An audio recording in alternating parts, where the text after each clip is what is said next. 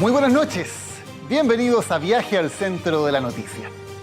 846 boletas y facturas, 172 personas, 24 empresas, 4.340 millones de pesos. Son las cifras de la lista de SQM, la nómina de quienes recibieron dinero por pagos que, según admite la empresa, no tienen respaldo y por eso son mencionados en la demanda del Servicio de Impuestos Internos. De los rumores entonces pasamos a los hechos. Hoy viajaremos al centro de esta noticia. Les contaremos quiénes son los involucrados, cuáles son los vínculos que unen a esas platas con familiares, colaboradores, operadores y empresas de políticos, tanto de la alianza como de la nueva mayoría. El modus operandi de un flujo de dinero que circulaba desde una empresa cuestionada a parlamentarios, partidos y dirigentes. También los testimonios de quienes reconocen que no hay trabajos prestados, sino platas políticas enmascaradas en boletas por servicios. El detalle de la lista de SQM, el futuro de la investigación y el debate sobre lo que viene en Viaje al Centro de la Noticia. El viaje comienza ahora.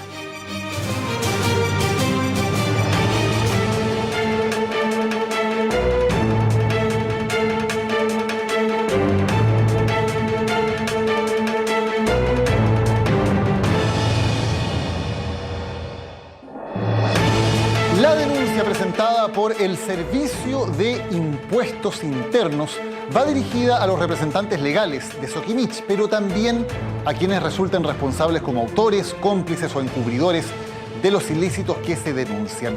¿Cuáles fueron las reacciones de los diferentes sectores políticos ante esta investigación? Una semana cargada de declaraciones. Las revisamos a continuación.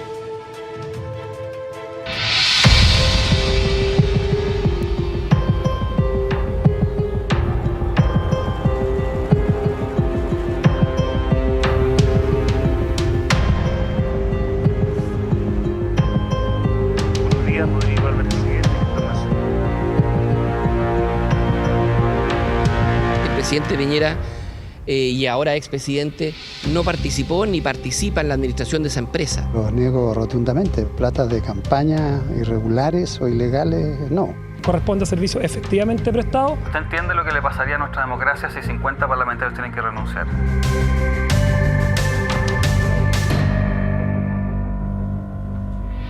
Brotes de corrupción que son las que tenemos que erradicar antes de que se generalice. Tenemos que encontrar una solución institucional y hacernos cargo del problema. Hoy día el país no está para acuerdo al estilo Insulza-Longueira.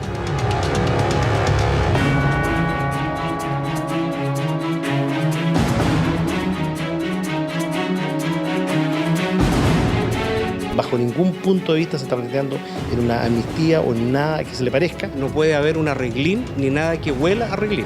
Le duela a quien le duela. Aquí no hay perdonazo. No destruyamos la honra de personas que a lo mejor no han hecho nada de esto. ¿Por qué lincharlo antes de que se sepa de qué estamos hablando? No podemos cerrar nuestros ojos. La corrupción ha llegado. ¿De dónde vienen todas estas reacciones? Bueno, vamos a revisar qué es lo que ha ocurrido. El Servicio de Impuestos Internos presenta una demanda ante la Fiscalía que le permite investigar entonces lo ocurrido, con un total de 172 contribuyentes que son mencionados en esta demanda. Montos totales de las boletas cuestionadas, 4.300 millones de pesos. Si lo dividimos por los sectores políticos a los cuales se vinculan estas boletas y facturas, la nueva mayoría tiene 14, la Alianza 81 y el PRI, el Partido Regionalista Independiente, 12. Vamos a ver cómo se distribuye esto por partidos políticos, una especie de ranking de los 5 partidos políticos con mayor cantidad de dineros involucrados en esta demanda. El PPD tiene un total de 5 contribuyentes, son 3 personas y 2 empresas, por un total de 57 millones de pesos mencionados. Luego aparece el PRI, con un total de 12 contribuyentes, todos ellos son personas naturales, el monto total 330 millones de pesos. Sigue la Democracia Cristiana, un total de 9 contribuyentes, 6 de ellos personas, 3 empresas. Monto total 339 millones de pesos.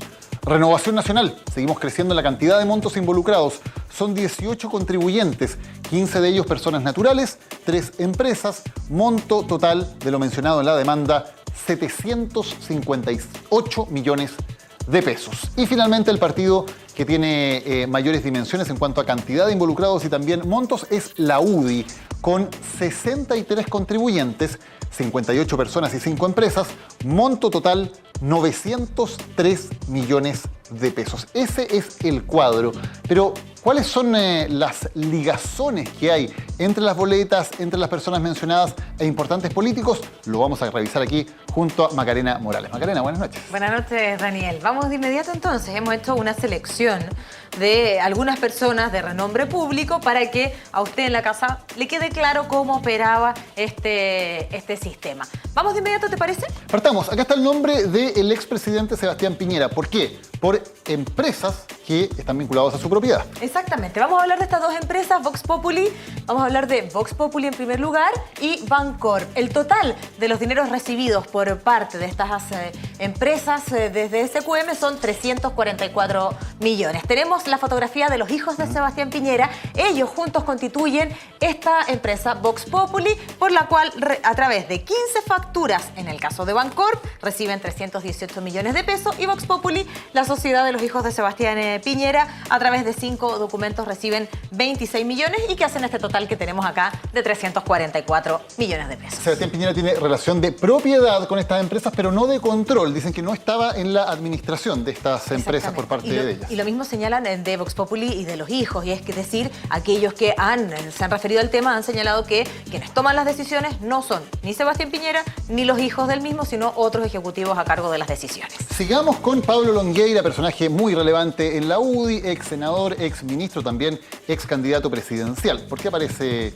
él en este caso? Aparece por distintas boletas y además con distintas personas del círculo cercano de Pablo Longueira. Vamos de inmediato a explicar cuáles son las principales de ellos. Vamos a hablar de José Tomás Longueira Brinkman, hijo de Pablo Longueira, que emite boletas a SQM y recibe un total de 4,4 millones de pesos. Vamos a hablar también de otra persona, del llamado ahijado de Pablo Longueira, que junto a su señora, Carolina Andrea Chamorro, reciben 5 millones de pesos cada uno con boletas que han entregado a SQM. Rubén Carvacho es ahijado y además un hombre muy cercano en las campañas y muy relevante en general en la vida política de Pablo Longueira. Muy reconocido también este ahijado de Pablo Longueira. Otra de las personas de este círculo cercano de Pablo Longueira es Solange Andrea Hermosilla Tandía, y que por boletas recibe un total de 5 millones de pesos, quien reconoció no haber realizado ningún contraservicio a SQM. Estamos destacando algunos de ellos, porque está también Loreto Undurraga, casada con el cuñado de Pablo Longueira, que también recibió dinero por 14 millones de pesos. Javier Macaya, presidente interino de la UDI. En este caso la relación es debido a una boleta emitida por su esposa. Por su señora, abogado de profesión, Constanza del Pilar Farías Prieto, recibe 4,5 millones de pesos por parte de SQM. El presidente interino de la UDI se ha referido al tema. Él ha señalado que su señora tiene una impecable y una gran carrera como abogado y profesional y el servicio que presta a SQM. Otro dirigente de la UDI, Cristian Leay, es uno de los que aparece con mayor cantidad de tanto dineros como personas vinculadas a él que entregan boletas a SQM. Exdiputado, vamos a ver de inmediato entonces quiénes son sus círculos cercanos y cuáles son las prestaciones o las boletas que entregan a SQM. Vamos a destacar, ahí está, María Alejandra Borges recibe 40 millones de pesos por parte de Soquimit, ex Soquimit SQM, por boletas que ha prestado. Es psicóloga de profesión María Alejandra, ahí está su nombre. Trinidad Subercasó Alessandri. Ella es la nuera de Cristian Leay, casada con Alejandro Leay y que recibe 5 millones de pesos. Solo detenernos un segundo ahí, Daniel, porque ella señaló no haber prestado ninguna contraprestación a SQM, que recibió un vale vista que fue directamente entregado a su Vamos a revisar luego en detalle esas declaraciones. Y está también Carmen de Castro Blanco. Carmen de Castro Blanco también recibe 5 millones de pesos, Daniel. Ella trabajó en la campaña de Leay. Ella también ha declarado como imputada en el caso Penta. Así que esa es la triangulación que podemos hacer en este primer panel. La triangulación. Cambiamos. Vamos de inmediato. Aquí hay personeros de la nueva mayoría.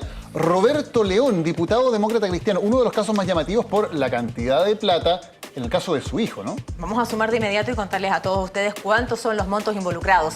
123,7 millones de pesos. Esto a través de boletas que entrega su hijo, Roberto Javier León Araya, ingeniero agrónomo de profesión, que han señalado ha prestado servicios a SQM. Por este total son 55 boletas en este caso las que se investigan y que suman 123,7 millones de pesos, uno de los montos más altos sin duda. Cuestionaba más Roberto León por su activa participación en la comisión que investigó el caso Cascadas en la Cámara de Diputados, caso que involucra a Julio Ponce, controlador de SQM. El ex superintendente de Valores, Fernando Coloma, nos decía ayer que a él le llamaba la atención la sintonía entre los argumentos que presentaba León y la defensa de Julio Ponce. Jorge Pizarro, recién electo presidente de la Democracia Cristiana, pero está siendo bastante compleja esta asunción de Pizarro como nuevo presidente de la ADC. ¿Por qué? Vamos a verlo de inmediato. A través de esta sociedad, Ventus, sociedad que constituyen sus hijos, Jorge Pizarro Cristi y Sebastián Pizarro, Benjamín Pizarro también los acompaña, y a través de boletas es que reciben un total de 45 millones de pesos por parte de SQM. Son 11 facturas que en total suman 45 millones de pesos y que tiene bastante complicado al nuevo presidente de la Democracia Cristiana. Alejandro Bamondes, dirigente del PPD. ¿Qué ocurre en su caso? Alejandro Bamondes, ex vicepresidente del PPD, embajador de Chile en Paraguay, a través de Kibalión Consultores. Es esa la sociedad, es que recibe el monto de 22 millones de pesos. Alejandro Bamondes también se ve complicado en esta situación. Y el fallecido senador Adolfo Saldívar, importante dirigente de la Democracia Cristiana, presidente de la ADC, luego fundador del PRI. Aparece el mencionado. Directamente él recibe 20 millones de pesos, Daniel, por parte de SQM. Y hemos destacado, Eduardo Salas Cerda también recibe 73 millones. Voy a entregar solo un dato. Tú hablabas también de 12 personas. Bueno, hay 11 dirigentes más del PRI que son investigados por haber recibido platas por parte de SQM a través de esta forma irregular. Vamos a la última de las gráficas que tenemos preparada con algunos personajes que son claves por su importancia. Por ejemplo, Juan Marco Moreno, que es importante por dos cosas. Aquí hemos marcado el PPD, pero también hemos marcado el Palacio de la Moneda. Hemos marcado el Palacio de la Moneda porque él es funcionario de la Secretaría General de la Presidencia, la SECPRES, por eso es que ponemos ahí también el acento en este hombre, Juan Marco Moreno. También fue presidente del Tribunal Supremo del PPD. Cuando se conocen estos datos, él renuncia a esta instancia señalado por la imagen del partido. Bueno, ¿cuánto es los montos involucrados? Son 3 boletas las que constituyen un total de 15 millones de pesos que involucran a Juan Marco Moreno. Ya lo decíamos también, importante también por el cargo que tiene en el Palacio de la Moneda. Servicios prestados, dice él. Juan Pablo Aguirreberri. Juan Pablo Aguirreberri, ex vicepresidente de la UDI joven, él de la Juventud de la UDI, candidato a diputado, también concejal, recibe en total 46,2 millones de pesos. Él tiene una vinculación también importante porque él es matrimonio con Laura Toledo. Laura Toledo también recibe la suma de 14,8 millones de pesos por parte de SQM y todos ellos en conjunto también aportaban para Joaquín Lavín.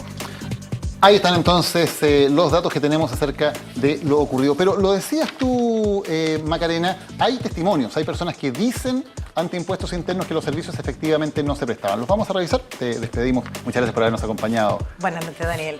Y vamos a revisar de inmediato entonces esos testimonios, algunos de los casos que son más llamativos.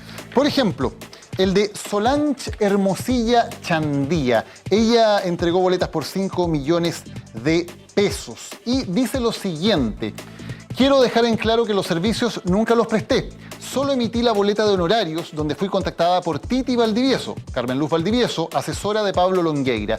El monto líquido, 5 millones de pesos, los recibí el 1 de diciembre de 2009, época de campaña, en mi cuenta corriente del Banco Santander y el día 3, o sea, solo 2 días después, los deposité en la cuenta corriente de Titi Valdivieso de acuerdo a las instrucciones que ella me dio.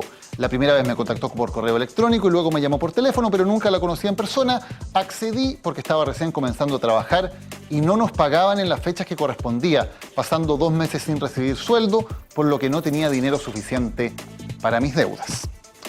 Otra declaración, otro testimonio, el de Trinidad Subercasó Alessandri.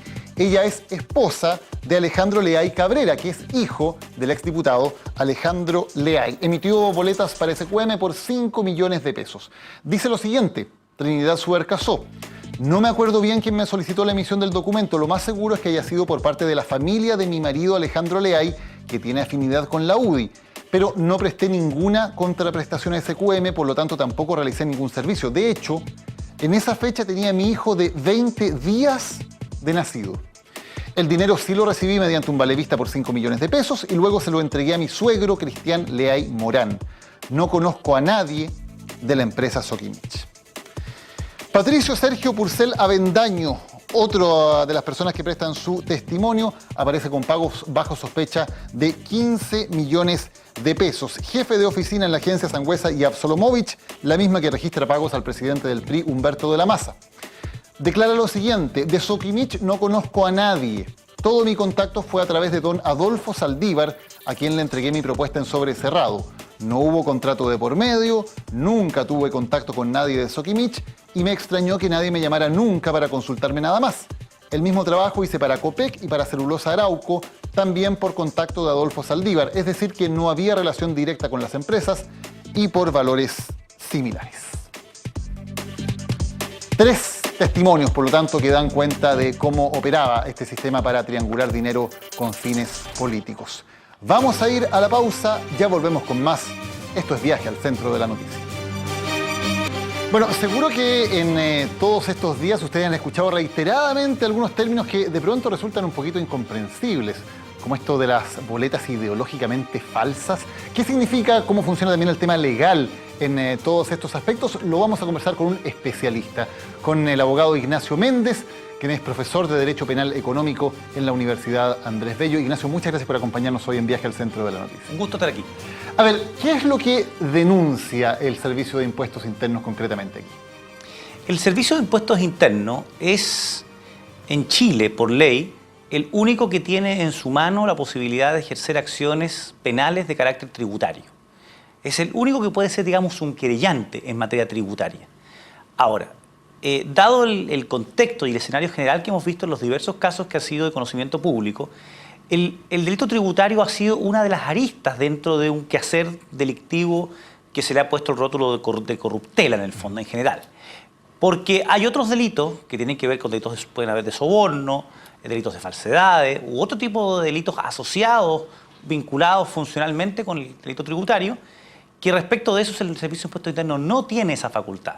Tiene el deber, como todo funcionario público, de poner en conocimiento hechos que puedan revestir caracteres de delito, de ponerlo en conocimiento del Ministerio Público para que sea este quien investigue sin necesidad de que haya querella de por medio. Ahora, si en los delitos tributarios sí son distintos, porque es necesario, solamente Impuestos Internos puede querellarse, ¿no? Si no, la Fiscalía queda atada de manos, si es que Impuestos Internos no lo hace en el caso específico de los delitos tributarios. En efecto, solamente en él radica la acción tributaria. Sin embargo, el delito tributario es un delito de acción penal pública. Es decir, si el Ministerio Público tomara conocimiento de los antecedentes de un hecho que reviste caracteres de delito tributario, como fue incluso el caso Penta, el Ministerio Público tomó conocimiento a través de una información de índole privado que una hoy día exfuncionaria, en esa época directora del Departamento Penal de Servicios de Impuestos Internos, puso de forma cuasi privada en conocimiento del fiscal Gajardo. Así fue que se explotó ese caso, digamos, pero del punto de vista del ejercicio de la acción penal tributaria, el único que tiene la titularidad de aquello es el Servicio de Impuestos Internos. Entonces, aquí la controversia ha sido en torno a cuán discrecional es el Servicio de Impuestos Internos para ejercer o la vía recaudatoria o la vía persecutoria punitiva. Y en ese sentido, quiero ser muy claro y creo estar en lo correcto, de que ambas vías no son alternativas. En otras palabras, el ejercicio de una no inhibe la otra.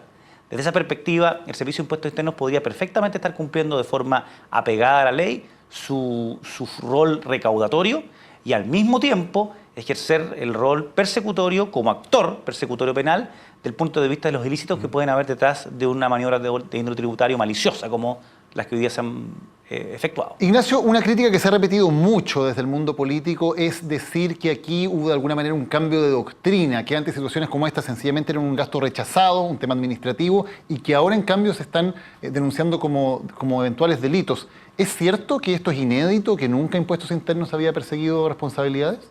No. A ver, las acciones penales tributarias, las cosas no es que no existen porque no se conocen, digamos. Las cosas existen porque existen.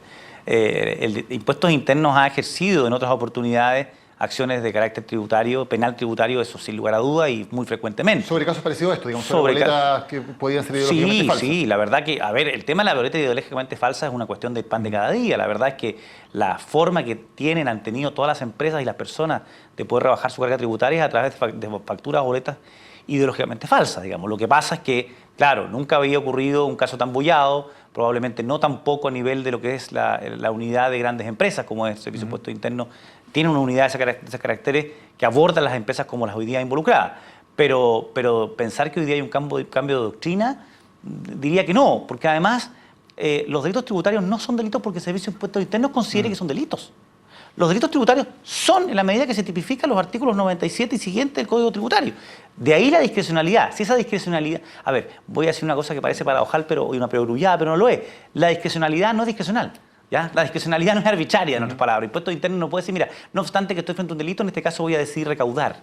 No existe esa posibilidad. El Servicio de Impuestos Internos deberá estar ante un hecho que tiene caracteres de delito, en otras palabras. Sabe que se está frente a una factura o una boleta cuya glosa no responde a un hecho efectivo, debe ejercer las acciones correspondientes sin perjuicio de la recaudación que a ese respecto debiera hacer. O sea, cuando el senador Jovino Novoa, el ex senador Jovino Novoa en esa entrevista en El Mercurio dice aquí se nos está discriminando a los políticos porque se está aplicando la ley de una manera distinta que a otras personas, eso no es cierto. No es que por primera vez se esté aplicando algo como esto. Me parece que inédito en un ex legislador, porque uno se olvida que los políticos son legisladores, uno siempre se queda con la imagen de que los políticos son políticos. Los políticos son legisladores, por tanto, un conocimiento de esa envergadura de la ley en alguien que es político, que es legislador y que es abogado, me parece que es menos excusable que en el hombre caminante, digamos, el hombre medio. Ignacio, algo que se ha repetido mucho en estos días, boleta ideológicamente falsa. ¿Qué significa, explicado en las palabras más simples posible, una boleta ideológicamente falsa?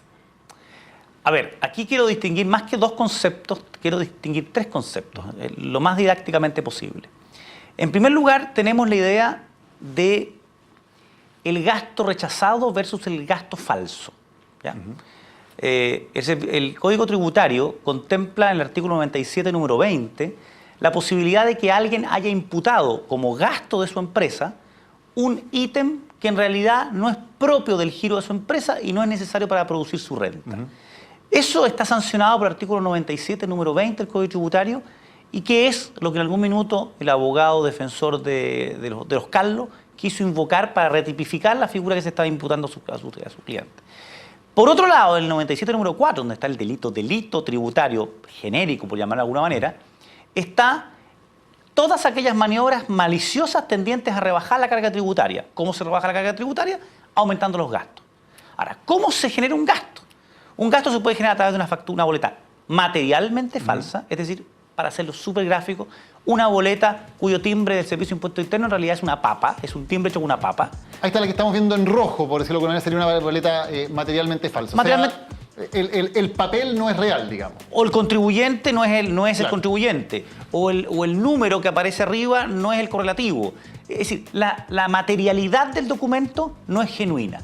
Eso es una boleta materialmente falsa. Y en blanco tenemos la boleta ideológicamente falsa. A ver, la verdad es que en el blanco todavía no tenemos nada, porque lo que le da el carácter de ideológicamente falsa es que la glosa, ¿ya? La mención que se pone en la boleta, responde a una cuestión, a un servicio, a un bien que se simula haberse prestado, pero que en realidad nunca se ha prestado. O sea, en ese caso, la boleta materialmente existe, el papel, el timbre, el número de ruta, el contribuyente están correctos. El contribuyente es contribuyente. Su talonario, por llamarlo en términos antiguos, es suyo. El timbre es su timbre. No está bloqueado en el Servicio de Impuestos Internos. El prestador de servicio presta ese servicio. ¿Ya? O sea, el señor que dice publicidad hace un trabajo de publicidad. Lo que no es genuino es que el trabajo que dice haberse realizado y que especifica en la glosa nunca fue realizado. Y eso la torna del punto de vista ideológico, ¿ya? Es decir, del punto de vista del negocio subyacente a la boleta, como falso. Penalmente, según la ley, ¿es igualmente grave una boleta materialmente falsa y una boleta ideológicamente falsa? ¿Son distintas? Sí, igual. Igual, todo. A ver, el Código Tributario en su tipificación de delitos es bastante amplio y genérico desde el punto de vista de las formas de comisión de delitos. Tanto es así que habla cualquier figura, cualquier modalidad maliciosa que tienda o se oriente a rebajar la carga tributaria o a burlar el impuesto que por ley le está impuesto al contribuyente. Y eso puede ser hecho desde la forma más sofisticada del mundo, como hemos visto, por ejemplo, el caso de los contratos de forward, en el caso Penta, por ejemplo, una forma muy sofisticada de inventar un gasto, hasta la forma más rudimentaria, como sería comprar pañales de la guagua, pero en realidad que nunca hubo pañales de por medio, y meterlo a mi contabilidad. Ahora, aquí hay una triangulación, o sea, hay tres actores: el que entrega el dinero, el que emite la boleta y el que efectivamente recibe el dinero. Si estamos hablando de platas políticas, el político, el operador y el empresario o la empresa que entrega la plata. Penalmente, ¿qué arriesga cada uno de los tres? ¿Los tres están cometiendo un delito si se comprueba que fue materialmente falsa la boleta y que el servicio no se prestó? A ver, esta situación se ha prestado para varios malos entendidos e incluso para algunos relajos de parte de algunos políticos o portavoces de políticos. Algunos han dicho, mira, de momento que la boleta no es del político, ¿ya? Y no hay cómo demostrar supuestamente que el político sabía qué se iba a hacer con esa boleta, sino simplemente profitó de aquello que se recaudó. Yo tengo una discrepancia que es una discrepancia no meramente opinativa, es una discrepancia de texto de ley. La verdad es que en Chile no solamente son autores aquellas personas que cometieron el delito en términos físicos, visuales, como podrían entender una persona en la casa. El que le inflige el puntazo o la estocada al otro, ese es el autor típico. Pero el personaje que se queda en la puerta esperando, avisando que viene carabinero, también es autor en Chile. Es decir, el cooperador, ¿ya? En el Código Tributario, en el artículo 97.4, inciso cuarto, establece y sanciona a todos ellos que faciliten, vendan, comercialicen o faciliten los medios para cometer el delito tributario. En ese sentido, esa facilitación tiene que ser una facilitación de dos puntos de vista: material e intelectual. Es decir, tengo que yo ser el que la facilité, a lo mejor no soy el emisor, a lo mejor no soy el contribuyente. Claramente, en este caso, el político no va a dar una boleta propia, porque no tiene el giro para darle una boleta. Pero de momento que fue el facilitador de la boleta para que el contribuyente descargara ese gasto de su base imponible, ese facilitador y el Ministerio Público probando eventualmente lo que se denomina el concierto previo, el que hayan personas que se conciertan para cometer un hecho, no obstante que uno de los concertados no sea el que comete el hecho material, en este caso presentar la declaración de impuestos, ese concierto los transforma en coautores. ¿Los tres tendrían eventualmente la misma penalidad según la ley o no? A mi modo de ver, esto tiene que ver con un poco de política de la Fiscalía, en términos de decir, ¿a quién voy a catalogar de facilitador? ¿Ya? Para dar un ejemplo más conocido, ¿solo a la señora de don Pablo Wagner? ¿O a la cuñada? La cuñada, claro. ¿Solo a ella? En este caso, por ejemplo, ¿solo a la agencia de comunicaciones Vox? En el caso específico del caso Sokimich, o aquel que le solicitó a la empresa Vox en su beneficio que le facilitara a la empresa en cuestión la boleta. Ese concierto puede ser un concierto bipersonal, tripersonal o incluso un concierto mucho más amplio.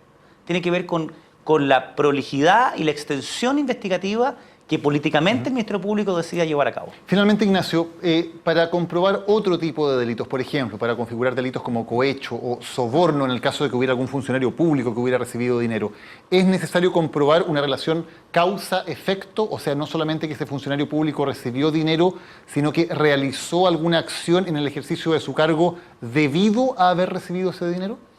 A ver, yo creo, y haciendo un ejercicio no de ficción, pero un ejercicio complicado, yo creo, como ciudadano y como abogado, que los aportes a la política, si bien tienen una suerte de doble beneficio, y ese doble beneficio tiene un doble curso de delitos. Porque del punto de vista del político para con la empresa, comete o lo ayuda a cometer un delito tributario. Pero resulta que después de que la empresa le prestó plata, viene la devolución de mano. Esa devolución de mano, en términos simples, es un soborno, es un cohecho. Me tocó leer hace pocos días atrás a un ex ministro en una revista muy conocida en este país, que decía a él haber presenciado cómo parlamentarios defendían empresas de las cuales él sabía que habían recibido aportes políticos. Pero hay que comprobar que esa acción política fue debido a la entrega Ese de es el dinero. problema. En otras palabras, de hecho, la construcción, por ejemplo, del caso Wagner es una construcción que funciona por una formalización, pero es muy débil en un juicio. ¿Por qué? Porque hoy día existen elementos materiales, la entrega de dinero a una persona que ostentaba un cargo. En el juicio va a haber que probar que esa entrega de dinero se entregó al funcionario y que ese funcionario cometió a cambio de esa dádiva o dejó de hacer algo que estaba dentro del espectro de lo que debía hacer o dentro de lo que no podía hacer. Ese vínculo causal que se llama materia penal es el que también es parte del tipo penal y es motivo de investigación y prueba por parte del Ministerio Público. Ignacio Méndez, muchísimas gracias por habernos acompañado hoy en Viaje al Centro de la Noticia, clarificando algunos temas de esta noticia. Muchas gracias. Gracias a ti. Ustedes quédense con nosotros porque a la vuelta tendremos un debate aquí en Viaje al Centro de la Noticia. Bueno, como siempre en Viaje al Centro de la Noticia queremos tener también una conversación, una contraposición de opiniones, de puntos de vista sobre los temas que tratamos. Y hoy vamos a conversar con Juan José Santa Cruz, empresario, exdirigente de la Democracia Cristiana, actualmente director del movimiento Fuerza Pública que lidera Andrés Velasco. Juan José, muchas gracias, bienvenido. Muchas gracias a ti. Y también con Gabriel Boric, expresidente de la FECH, de Izquierda Autónoma y además diputado. Gabriel, gracias por acompañarnos. Hola, muy buenas noches. Muchas gracias, Dani. Quería partir preguntándoles a ambos, ¿qué es lo que más les ha sorprendido, si es que les ha sorprendido algo, de los antecedentes que hemos conocido en las últimas semanas sobre la relación entre empresas y política? Juan José. A ver, la verdad es que no me ha sorprendido mucho. Yo creo que esto, lo de Soquimich y antes lo de Penta, etcétera, es fruto de una muy mala ley de financiamiento de la política.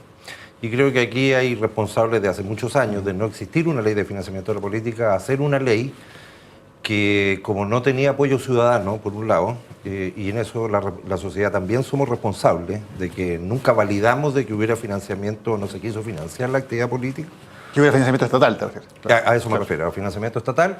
Y se hizo una ley que yo creo que se sabía desde un principio todos los recovecos que se podían ocupar y creo que era bastante, no poco operativa, era bastante ridícula en su implementación. No tenía sistemas de control, cubría periodos electorales ficticios, tenía sistemas de donación de empresas privadas secretos y adicionalmente cómo le entregaban la plata a los candidatos era parcelado, con lo cual ni el propio candidato sabía con qué recursos contaba, ¿vale? Es decir, es una combinación que yo creo que era nefasta. Gabriel, ¿qué te ha sorprendido, si es que te ha sorprendido algo? Yo discrepo del análisis del señor Santa Cruz porque yo creo que esto es un problema que no se remite solamente a la ley, a que la ley sea buena o sea mala. Yo creo que el contubernio que existe o el maridaje que existe entre empresariado y política en Chile, en el Chile post-dictadura, tiene un arraigo muy profundo y que la colonización que a su vez el empresariado ha hecho de la política chilena es absolutamente transversal. Eso evidentemente todos los partidos lo sabían porque eran parte de ello y los empresarios también. Entonces estaba absolutamente naturalizado. Hoy día la sorpresa es poca porque todos sabían lo que pasaba. Yo creo que quizás lo más sorprendente es la falta de reflexión que tenemos como sociedad respecto a los orígenes más profundos de un problema como este, que tiene que ver, desde mi punto de vista por lo menos, a la división que existe entre sociedad y política. Y eso fue intencionado. Y yo creo que el financiamiento y los escándalos de corrupción también son parte de eso. Y por cierto, la desconfianza y desprestigio de las instituciones que le dan continuidad a una democracia en un país. Juan José, como político y empresario. A ver, yo tengo una diferencia. Primero, yo creo que la relación entre política y dinero es más antigua tanto en Chile como en cualquier parte del mundo que el hilo negro. Y sobre la relación específica en Chile de política y empresa, yo quiero constatar un hecho.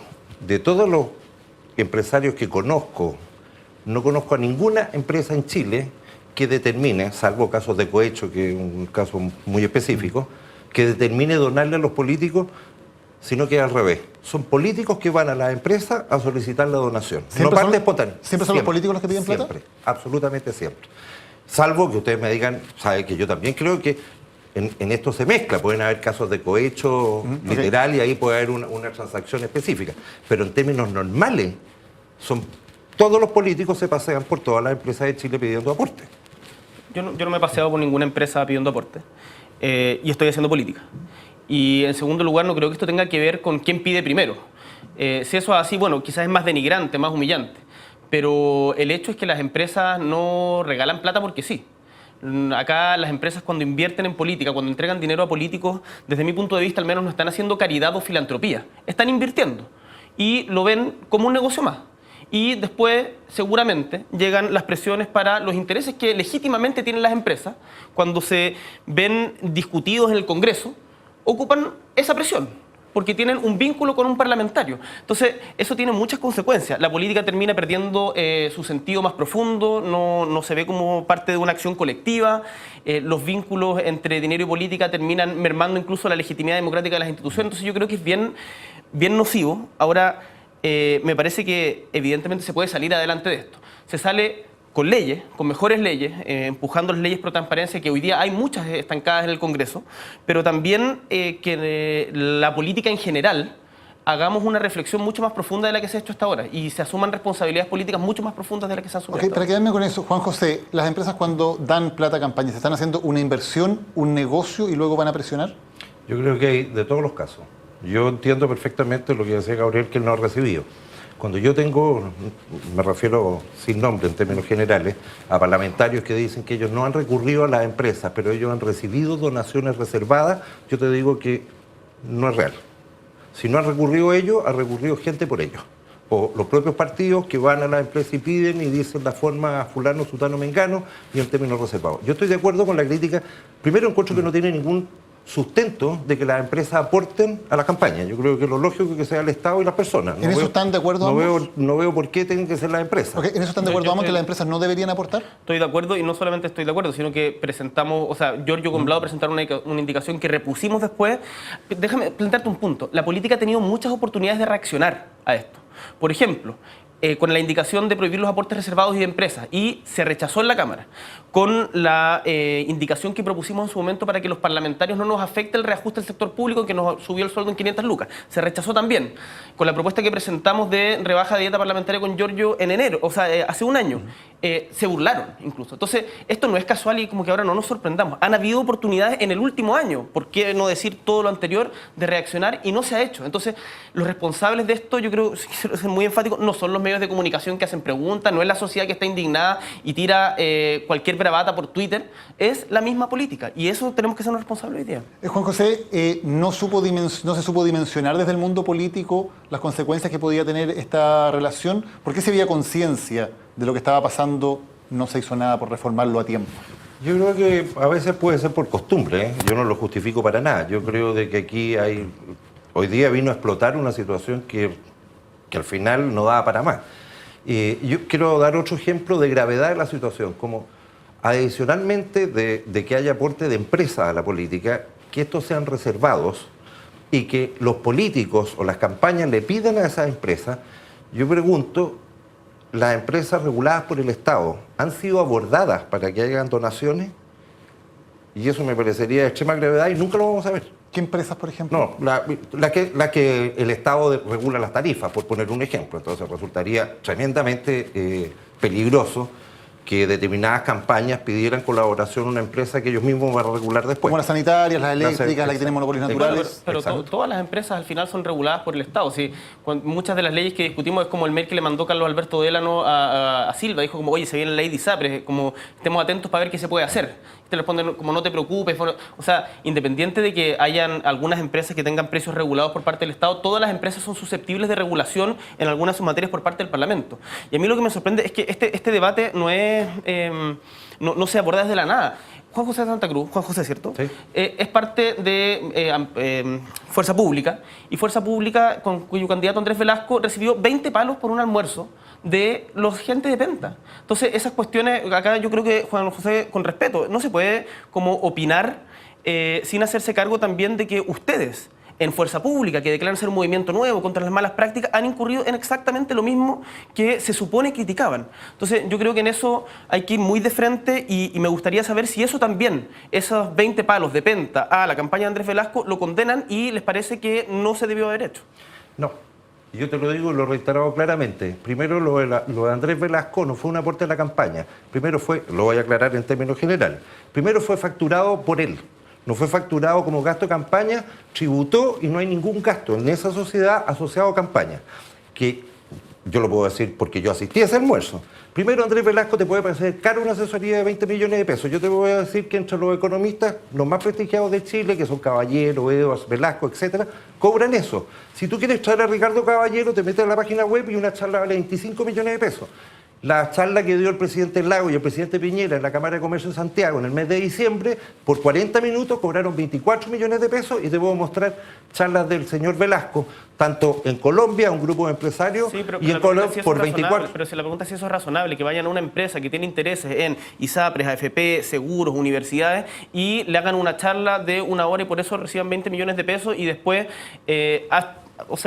se vayan a referir respecto a esos mismos temas. Ese vínculo no es gratuito.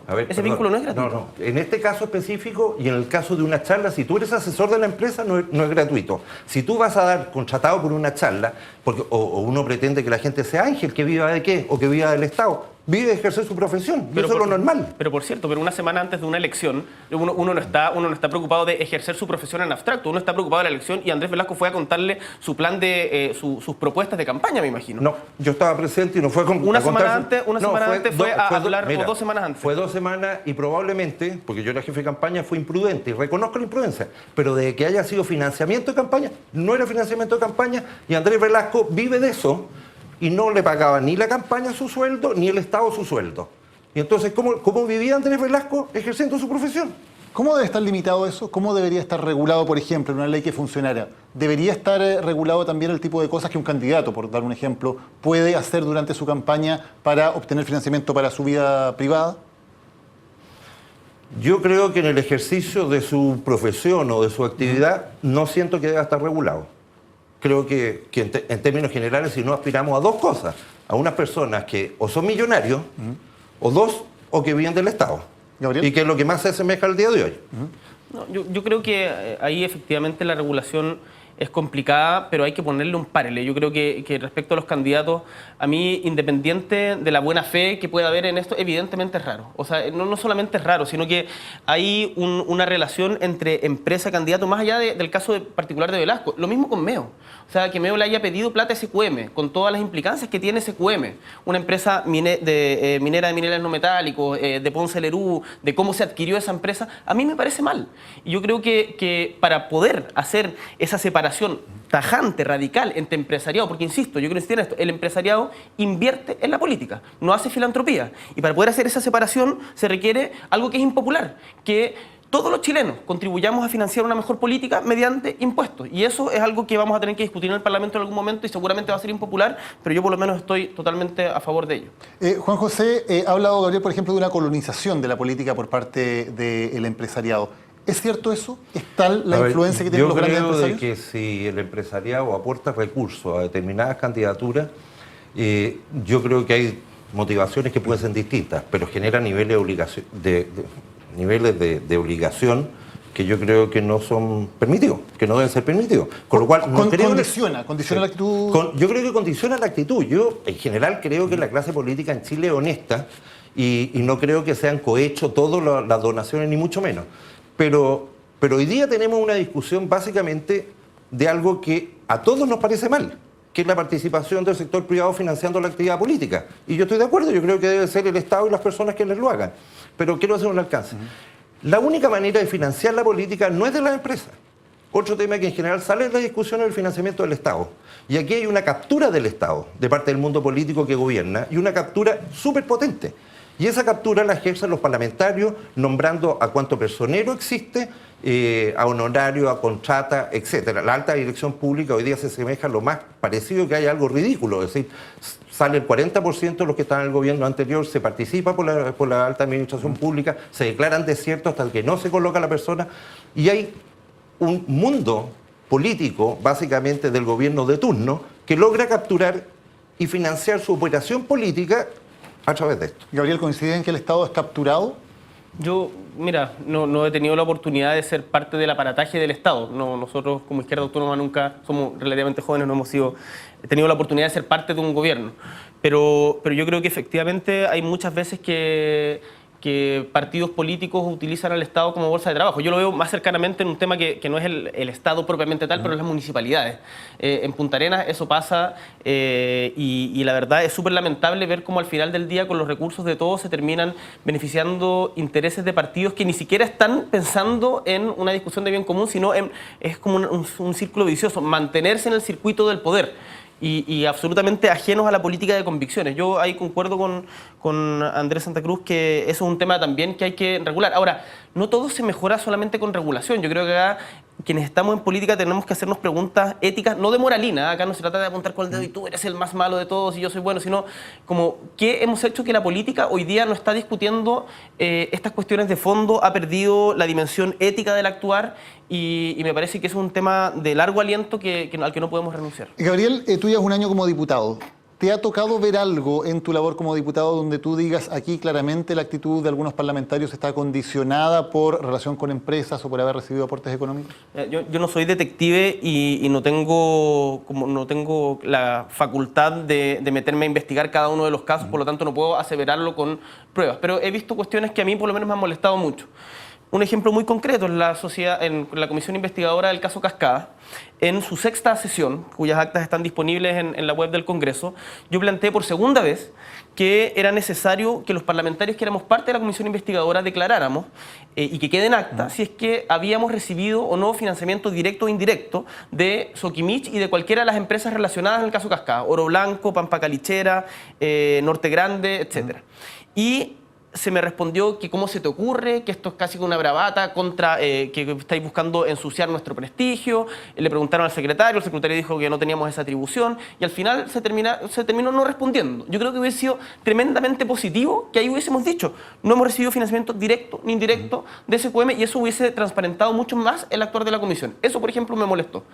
Juan José, en tu experiencia como dirigente político, ¿has visto hechos, has visto actitudes que te parezcan que tienen que ver con estar, por ejemplo, devolviendo favores o estar condicionado de alguna manera a haber recibido dinero? Más por la prensa que en acciones personales. Yo creo de que efectivamente uno de repente puede tener la intuición, etcétera. Estoy un poco con Gabriel, uno no es investigador privado, uno de repente tiene la tincada, la sospecha, pero en esto generalmente nunca hay pruebas. Bueno, el caso, la ley de pesca, el caso Corpesca, en donde está el tema de la querella contra Marta Isasi, pero además esa querella hizo una denuncia a un ex senador, Nelson Ávila, hace poco, de que había muchos más parlamentarios que recibían aportes de empresas pesqueras que después terminaron votando en la Comisión de Pesca. Entonces, ahí, si bien no está aprobado, yo creo que hay que ser cuidadosos en mantener jurídicamente el principio de inocencia muy vigente. Políticamente sí hay responsabilidades que hay que asumir y eso yo espero que también lo debatamos dentro de la política. Hablábamos antes de las propuestas para el futuro, ustedes tenían consenso en que las empresas, por ejemplo, no deberían donar. ¿No es un poco ingenuo pensar que las empresas se van a restar completamente de aportar a la política, sea por vías indirectas como las que hemos conocido por estos días, o financiando partidos políticos, o financiando centros de pensamiento, o empresas que al final terminen relacionadas con partidos? ¿No es un poco ingenuo pensar que se puede cerrar completamente esa compuerta?